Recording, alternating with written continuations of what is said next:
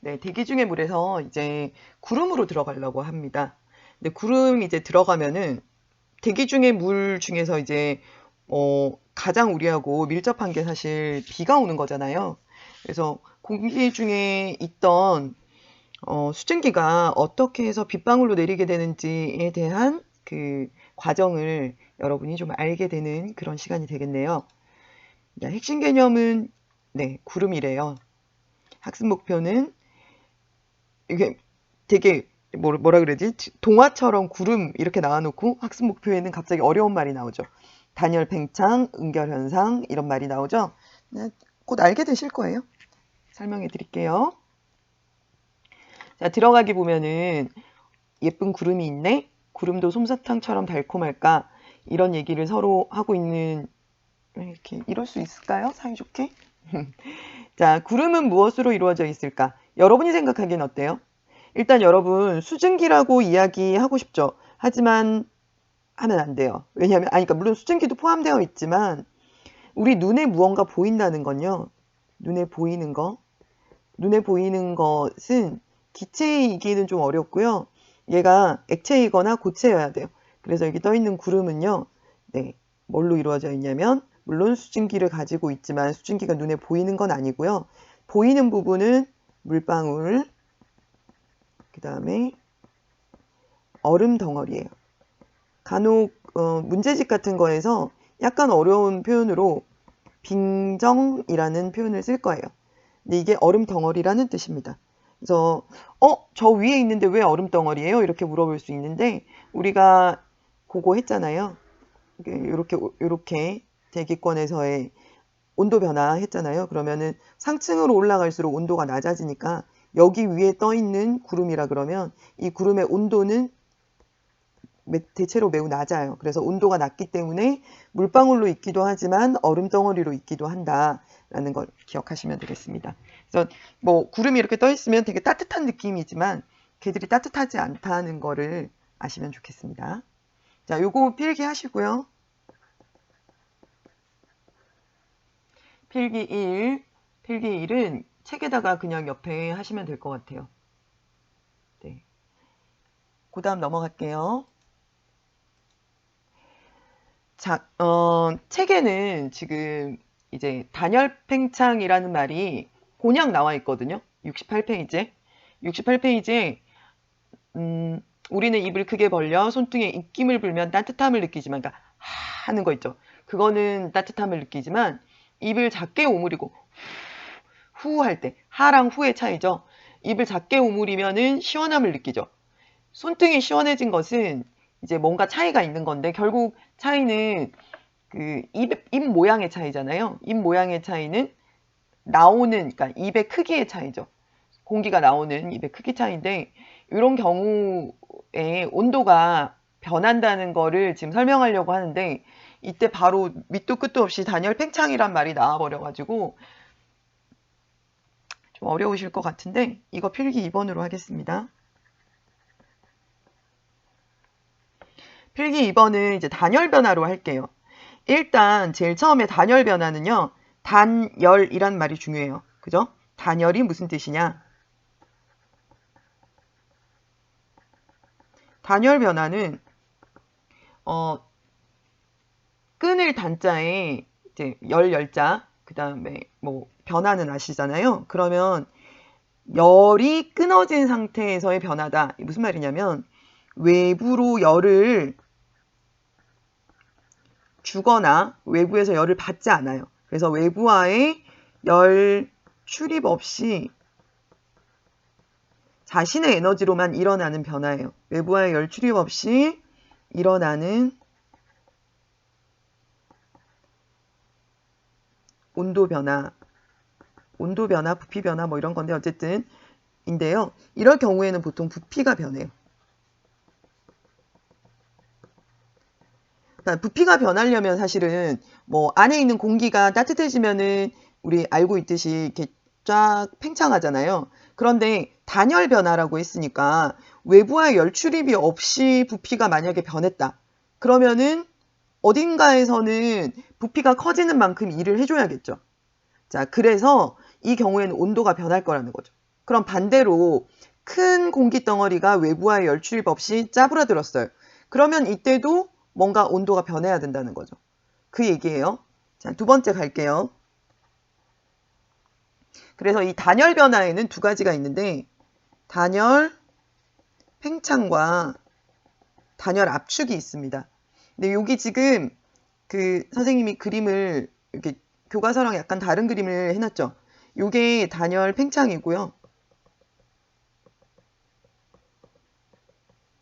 그 다음에 이게 단열 뭐라고 할까요? 네, 압축입니다. 이 두 가지 경우가 있어요. 단열 팽창부터 설명해 드릴게요. 단열 팽창은 자, 어떤 경우에 공기는 보통 이제 우리가 알고 있기로는 좌우, 그러니까 동서남북 이렇게 수평한 방향으로 바람이 불잖아요. 근데 마를린 몰로 그거 아세요? 이렇게 위로 확 올라오는 치마 뒤집히는 장면? 뭐 그런 것처럼 바람이, 그러니까 공기가 위아래로 움직이는 경우도 있다는 거죠. 그래서 보통 우리가 바람이라고 하면요. 여기 밑에다가 나중에 적으세요.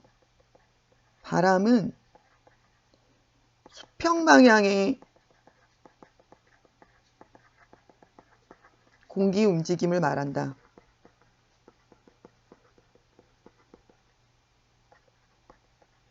그러니까 지금 여기 나와 있는 그 아래 위로 움직이는 거는 바람이라고 하지는 않습니다. 자, 단열 팽창의 경우에는 아주 특수한 경우에 그 어떤 일이 일어나느냐? 공기가 상승할 때 일어납니다. 그래서 단열 팽창은 공기가 상승하는 경우. 자, 공기 덩어리가 일단 상승을 한대요. 그러면 공기 덩어리가 상승하면요. 얘가 여기는 지상에 가까운 곳은 기압이 높죠. 그래서 공기가 주변으로부터 기압을 많이 받고 있기 때문에 누르는 힘이 있잖아요. 있기 때문에 공기의 부피가 작아요. 그런데 얘가 어떤 이유로 상승하게 되면 주변 기압이 낮아지죠. 주변 기압이. 그래서 얘가 여러분 풍선 날려봐서 알죠. 풍선이 위로 올라갔다가 저기 간 풍선은 우주로 날아갈까요? 그렇지 않죠. 올라갔다가 터진다는 거 여러분 다 알고 계실 거예요.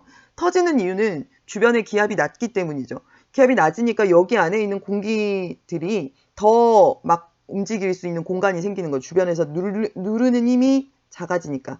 그쵸? 그래서 주변 기압이 낮으면 이거는 부피가 팽창하게 되는 겁니다. 위로 올라가면은 주변 기압이 낮아지고 그래서 팽창하게 되죠. 부피 팽창.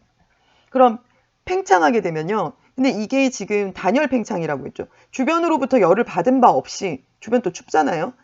주변으로부터 열을 받지도 않았는데 얘가 팽창을 했다는 이거는 자기가 원래 내부에 가지고 있던 에너지를 가지고 이만큼 부피가 늘어나야 된다는 거죠. 이만큼. 그러니까 자기가 원래 가지고 있던 에너지, 예를 들어서 얘가 20도씨였어요. 근데 위로 올라갔어? 그러면 얘는 팽창해야 되니까 그 팽창하는데 자기 에너지를 썼어요. 자기 에너지를 썼으니까 얘는 막 5도씨 뭐 이렇게 온도가 내려갈 수밖에 없다는 거죠. 에너지를 쓰는 거예요. 어디다가? 부피 팽창하는 데다 쓴 거예요. 그래서 얘가 온도가 하강하고요. 근데 온도가 하강하다 보니까 예를 들면은 이런 거죠. 어떤 공기가 밑에서 20도씨였어요. 그쵸? 20도씨였는데 얘가 뭐 수증기 요만큼 갖고 있었어. 근데 얘가 위로 올라가서 팽창하면은 이렇게 온도가 내려가겠죠. 온도가 내려가다 보면은 여기 이 점에 도달하죠. 이 점은 뭐예요? 여러분 다 알고 계시겠지만 이 점이 있을 점이죠. 네. 온도가 이렇게 내려가니까 얘는 어느 순간 온도가 하강하면 있을 점에 도달하게 되는 겁니다. 자, 있을 점에 도달한다는 거는 물방울이 만들어진다는 뜻이죠. 있을 점에 도달하면 상대 습도 100%가 되거든요. 그러면 물방울이 만들어졌는데 이 물방울이 어디에 만들어지냐면 상공에 만들어지죠. 그래서 여기 위에 물방울이 떠 있는 거예요. 이 떠 있는 게 많이 떠 있으니까 우리가 보기에는 얘가 구름처럼 보이고요. 뭉탱이로 보이고 또 주변 온도가 낮으니까 몇 개는 얼어버리겠죠. 그런 경우에는 물방울이나 빙정이 상공에 떠 있게 되고 결국 이걸 우리가 구름이라고 부르게 되는 겁니다. 자, 이거를 단열 팽창이라고 하는 겁니다. 그래서 단열 팽창은 공기가 상승하는 경우인데, 자, 기압이 높은 데에서 상승하게 되면은 기압이 낮아지고요. 그죠? 주변 기압이 낮아지니까 좀 정리해 줄게요. 공기가 상승하면 이렇게 갈게요. 주변 기압이 감소. 그러면 단열 팽창하게 된다. 하면 온도가 하강하게 되고요. 온도가 하강하다 보면 얘는 이슬점에 도달하겠죠. 이슬점에 도달하면은 물방울이나 빙정이 만들어진다. 그래서 구름이 발생한다. 자, 이런 과정을 거친다는 겁니다. 자, 그러면 반대 경우도 한번 봐야겠죠. 단열 팽창을 한다면 단열 압축도 가능하죠. 예를 들어서 자, 이렇게 온도가 이제 어떤 공기가 이렇게 내려오는 경우가 있어요. 위에서 막 밀려갖고 내려오는 경우가 있다 쳐요.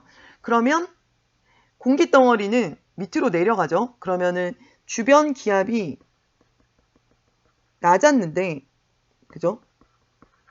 내려가다 보면은 주변 기압이 높죠. 주변 기압이 높으니까 이 공기 덩어리는 내려가면은 압축하게 되겠죠. 근데 만약에 여기서 5도씨였다. 그러면 이 전체가 5도씨였는데 얘가 쪼그라들면요. 얘는 그 부피가 쪼그라든 것만큼 열이 나겠죠. 그래서 열이 올라가서 내부 에너지가 올라가니까 얘는 뭐 거꾸로 20도씨가 됐다. 그러면은 온도가 올라갔다는 뜻이에요. 그래서 이 경우에는 온도가 올라가겠죠. 자, 그러면 온도가 올라가면요. 만약에 거꾸로잖아요. 이슬점에 있었던 거였다고 하더라도 여기 만약에 이게 구름이었어요. 구름인데 만약에 밀려 내려가가지고 이곳에 도달하겠다. 지표에 도달하게 되면요. 원래 이슬점에 도달해 있던 애라도 어떻게 될까요? 이렇게 가면은 이슬점에서 벗어나게 되죠. 그러니까 이렇게 되면은 맑아지게 되는 거예요. 자, 선생님이 다시 정리해 드릴게요. 무슨 색깔로 할까? 자, 그러면 3. 단열 압축의 경우에 공기가 하강하는 경우.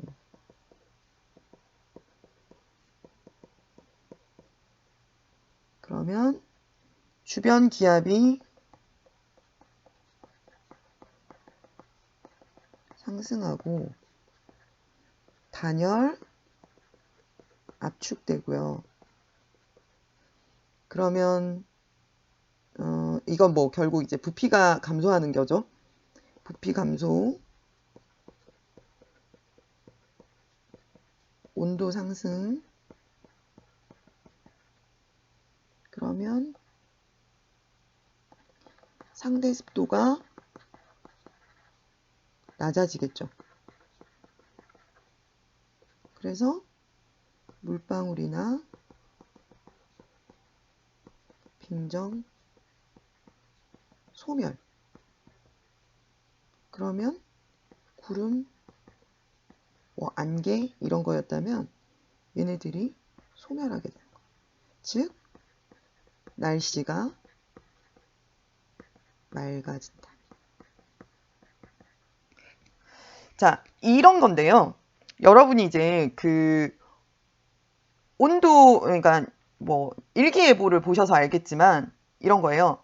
저기압 중심에서는 오늘은 저기압의 영향으로라고 하면은 여러분은 어떤 걸 상상하세요? 날씨가 좋다 나쁘다. 너 오늘 저기압이구나. 날씨가 그러니까 기분이 안 좋아 보인다는 뜻이죠. 그래서 저기압이라는 거는 주변보다 기압이 낮은 곳이죠. 주변보다 기압이 낮으면, 낮은 거 왜 낮냐면, 주변보다 기압이 낮은 이유는 공기가 어딘가로 빠져나가기 때문이죠. 위로 빠져나가는 이 곳은 저기압 지역이에요. 그러면 저기압 지역에는 위로 올라가는 공기가 있다는 뜻이니까 저기압은 날씨가 안 좋은 거예요. 그죠? 그 다음 반대로 여기는 내가 여기 만약에 서 있어요. 그러면 이 주변에도 공기들이 있지만 자꾸 공기가 내려오죠. 그럼 여기만 기압이 더 높겠죠. 공기가 많으니까. 그래서 여기는 주변보다 고기압이 되는 거예요. 근데 이 고기압인 지역은 결국 하강하는 공기 때문에 고기압인 건데 하강하는 공기는 구름이나 안개가 있더라도 소멸하게 되죠. 그래서 날씨가 맑아지니까 고기압 지역은 날씨가 맑은 이유가 이것 때문이라는 거예요. 고기압은 단열 압축이 일어나고 저기압은 단열 팽창이 일어나기 때문에 대체로 날씨가 이렇게 변화한다라는 겁니다. 그래서 이 필기 2번에서는 단열 변화와 그 다음에 저기압, 고기압, 날씨까지 다 연결되는 거다라고 할 수 있습니다. 자, 넘어갈게요. 이거는 이제 그 해보기의 과정에만 여러분이 필기하시면 되는데요. 공기의 부피가 달라지면 진짜 온도가 어떻게 변하는지를 그 기계를 써가지고 하는 거예요. 선생님 어렸을 때는 이런 감압 용기가 없어가지고 되게 막 약간 뭐라 그래야 되지? 어설프게 실험했었거든요. 근데 지금은 디지털 온도계가 있으니까 디지털 온도계를 요 고무풍선에 넣고 풍선을 작게 불어서 묶은 다음에 감압 용기 안에 넣었대요. 그러면 온도를 측정하고 펌프를 이용해서 감압 용기 속에 공기를 뺐어요. 그럼 이 고무풍선 자체가 우리가 이제 가지고 있는 공기라고 할 수 있겠죠. 이 공기가 크기가 변화하겠죠. 주변으로. 그럼 이거는 아까 했던 감압 용기 속에 공기를 빼냈으니까 빼내면은 여기 있는 주변 기압이 낮아지는 거죠. 그러면 이 공기 안은 내부에는 내부가 더 활발하게 활동하면서 이 주변으로 부피 팽창을 하게 되는 거죠. 이거 교과서에 적으세요. 거기 옆에다가. 부피 팽창하면은 얘는 기온이 하강하게 되고 네, 기온이 하강하면 뭐 어쩌면 있을 점에 도달하게 될 수도 있겠죠. 뭐 여기까지. 자, 그러면 여기까지를 그 동그라미 2번 요거 있는 거에다가 필기를 하세요. 요거 이제 해보기 전체가 필기 3번이 되겠습니다. 자, 그 다음에 콕을 열어서 감압 용기 속에 공기를 이제 넣었어요. 그럼 이제 짜부라들겠죠. 고무풍선의 크기 변화를 관찰하고 고무풍선의 변화를 관찰하면은 압축되겠죠. 압축되면은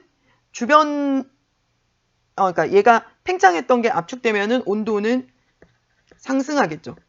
그러면 상대 습도가 다시 온도가 상승하니까 그러니까 상대 습도는 포화 수증기량분의 현재 수증기량이잖아요. 그죠? 근데 포화 수증기량이라는 거는 결국 기온과 관련이 있고 현재 수증기량은 변하지 않으니까 기온이 높아진 거니까 상대 습도가 낮아지고 상대 습도가 낮아진다는 거는 맑아진다는 걸 의미하죠.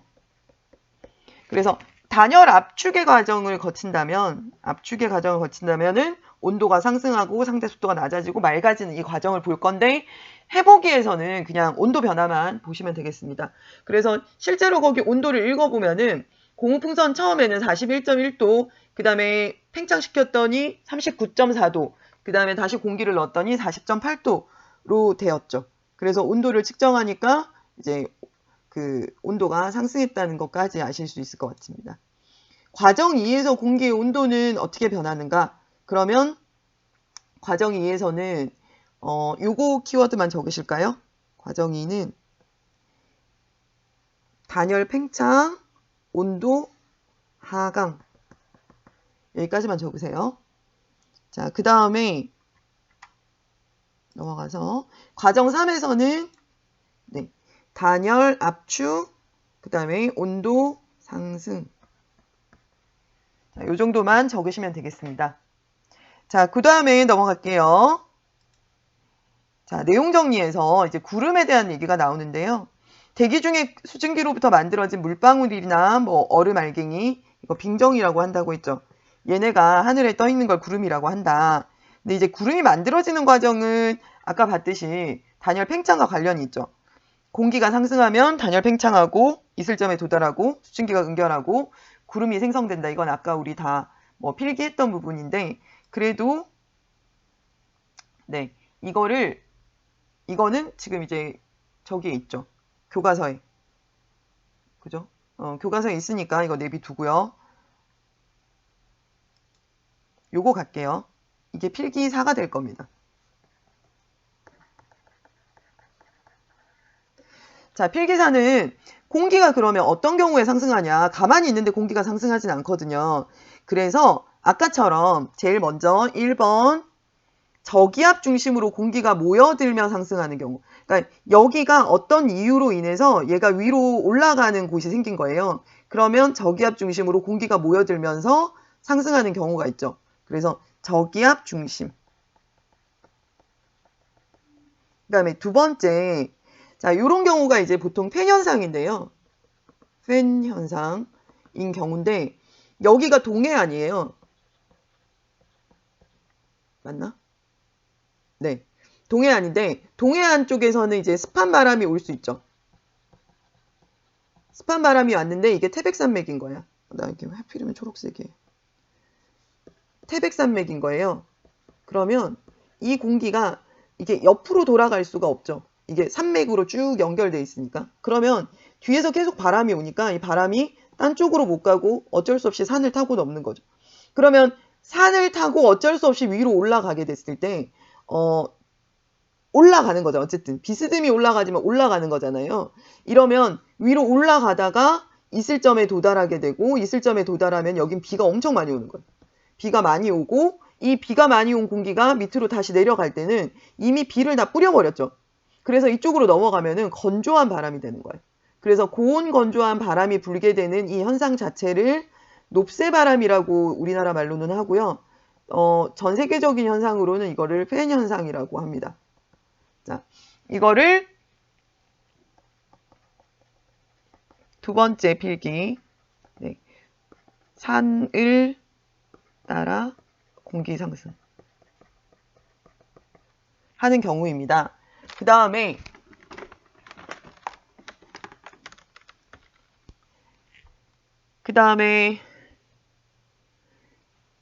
세 번째 경우가 지표면의 공기가 가열되어 상승할 경우. 이거는 언제냐면, 세 번째는 여러분 여름에 엄청 더울 때 있죠. 그때 아스팔트가 막 엄청 달궈지잖아요. 아스팔트가 많이 달궈졌을 때 지표면의 공기가 가열되어서 상승하는 경우가 이런 거를 이제 부등가열이라는 말을 쓰는데요.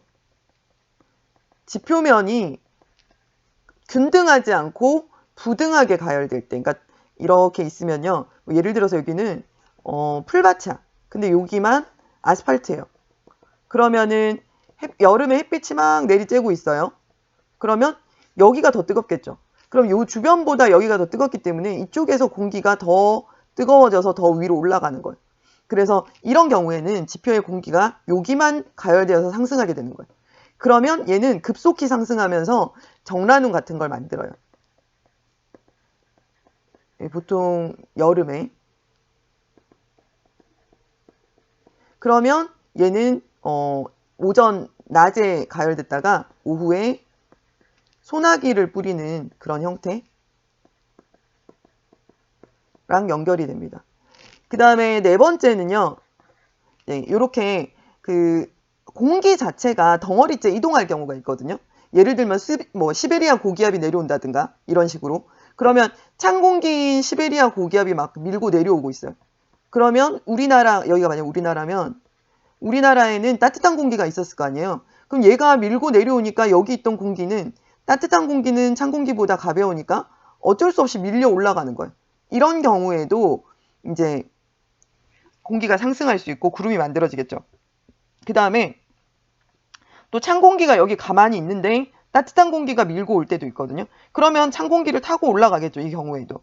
그래서 서로 다른 성질의 공기가 이제 만나게 될 경우, 이런 경우에 만들어지는데 서로 다른 공기가 이렇게 만나서 땅하고 닿아 있는 부분을 우리가 뭐라고 하냐면요. 전선이라고 하거든요. 그래서 서로 다른 성질의 공기가 만나는 전선면에서 공기가 상승한다. 그러면 구름이 발생하게 되죠. 근데 이제 이런 경우에 구름이 발생하면 여기서 비가 올 거 아니에요. 여기 비가 오고 여기는 이렇게 넓은 지역에 비가 오고 이렇게 되는 거예요. 이거 나중에 좀 더 자세히 하게 됩니다. 어쨌든 내용 정리에 공기가 상승하여 구름이 발생하는 경우라고 하면 좋겠죠. 하는 경우는 저기압 중심, 그 다음에 높새바람, 부등가열, 서로 다른 성질의 공기가 만나는 전선면에서 공기가 상승할 경우. 그런데 이거는 나중에 좀 더 따로 더 정리를 하도록 할게요. 이렇게 되는데요. 선생님이 조금 하나 더 얘기해주고 싶은 게 있는데 그거 나중에 얘기할까? 네. 몇 분인지 보고. 26분이나 있네. 그러면 나머지 건 나중에 얘기할게요. 선생님이 대기 대순환하고 관련지어서 한번 설명해 줄게요. 공기 덩어리가 상승할 때 공기의 부피는 팽창하고요. 기온은 낮아지죠. 이걸 단열 팽창. 공기가 상승하여 구름이 만들어지는 경우를 설명해 보자. 자, 요거는 여러분이 방금 선생님이 했던 거 4가지 적으시면 되고요. 그 다음에 공기보다 무거운 물방울이나 얼음 알갱이가 하늘에 떠 있는 까닭은 물방울과 얼음 알갱이가 매우 작아서 상승기류와 부력의 영향, 그러니까 위로 뜨는 영향을 많이 받기 때문에 뭐 깃털 같은 것들도 위에 막 떠 있을 수 있잖아요. 걔가 매우 크기가 작기 때문이다. 자, 여기까지 정리하시고요. 과제는 어떤 건지 아시겠죠? 필기 정리하셔가지고 과제로 제출 바랍니다. 수고하셨습니다.